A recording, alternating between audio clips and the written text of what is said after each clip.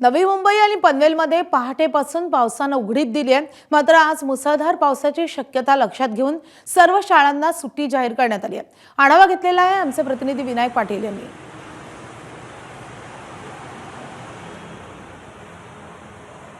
नवी मुंबई शहरामध्ये पहाटेपासून आहे तो पाऊस संततधार बरसतोय, त्यामुळे सकल भागामध्ये पाणी साचल्याच्या घटना समोर आलेल्या नाहीत। मी सध्या साइन पनवेल मार्गावरती आहे। तुम्ही पाहता की साइन पनवेल मार्ग आहे तो दोन्ही मार्गिक आहे ते सध्या सुरळीत सुरू आहे। दुसरीकडे ठाणे बेलापूर रस्ता पाहिला तर त्याही मार्गावरचं वाहतूक आहे हे सुद्धा सुरळीत सुरू आहे। त्यामुळे नवी मुंबई शहरात हे जे दोन मार्ग जातात त्या दोन्ही मार्गावरती वाहतूक कोंडी झालेली नाहीये।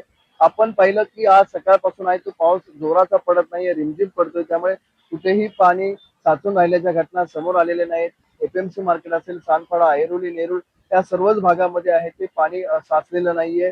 आज मुसळधार पावसाची शक्यता होती, त्यामुळे महानगरपालिकेच्या माध्यमातून खबरदारी घेण्यात आली होती आणि त्यामुळे आज महानगरपालिकेच्या शाळा आणि खाजगी शाळा या सर्वांना सुट्टी आहे ती जाहीर करण्यात आलेली आहे। त्यामुळे आपण सध्या पाहतो की नवी मुंबई असेल, पनवेल असेल या सर्वच भागामध्ये आहे ते संपूर्णपणे ढगाळ वातावरण आहे।